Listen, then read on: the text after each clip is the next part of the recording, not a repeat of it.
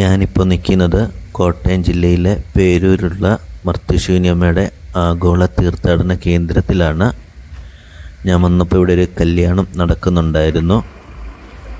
മർത്യശൂന്യമ്മയുടെ നാമധേയത്തിലുള്ള പള്ളിയാണ്.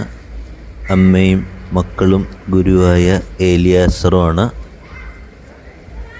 അമ്മയും 7 മക്കളും ഗുരുവായ ഏലിയാസറും സത്യദൈവത്തെ മാത്രം ആരാധിച്ചിരുന്നവരായിരുന്നു. BC 4-ാം നൂറ്റാണ്ടിൽ യഹൂദർ ഗ്രീക്ക് ഭരണത്തിന് കീഴിലായിരുന്നു. അന്ത്യോക്കസ് എപ്പിഫാനസ് ആയിരുന്നു അന്നത്തെ രാജാവ്. യഹൂദരെ പീഡിപ്പിക്കുകയൊക്കെ ചെയ്തിരുന്ന രാജാവായിരുന്നു.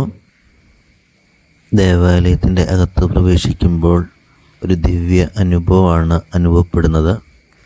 ഈ അമ്മയുടെ അടുത്ത് വന്ന് പ്രാർത്ഥിച്ചാൽ ഏത് കാര്യവും സാധിക്കും. ഞാൻ അനുഭവസ്ഥനാണ്.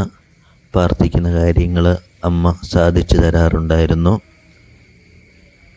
സോവൂസ് ദേവനെ ആരാധിക്കണമെന്നും പന്നിമാംസം കഴിക്കണമെന്നും അന്നത്തെ രാജാവ് എപ്പിഫാനസ് ഉത്തരവിറക്കി. അമ്മയും 7 മക്കളും രാജകൽപ്പന അനുസരിക്കുന്നില്ലെന്ന് രാജകൊട്ടാരത്തിൽ അറിവ് കിട്ടി. നിരവധിയായ പീഡകൾ സഹിച്ചിട്ടും അമ്മയും 7 മക്കളും വിശ്വാസത്തിൽ നിന്ന് വ്യതിചലിച്ചില്ല. പിതാക്കന്മാരുടെ നിയമങ്ങൾ ലംഘിക്കുന്നതിനേക്കാൾ നല്ലത് മരിക്കുന്നതാണെന്ന് അമ്മയുടെ മൂത്ത മകൻ രാജാവിനോട് തർപ്പിച്ചു പറഞ്ഞു. ഈ ഫലകത്തിൽ എഴുതിയിരിക്കുന്നത് നിങ്ങൾ വായിച്ച് മനസ്സിലാക്കുക.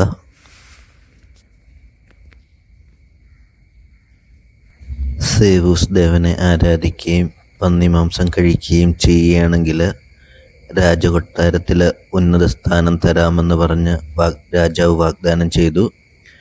അവർ അത് നിരസിക്കുകയും ചെയ്തു.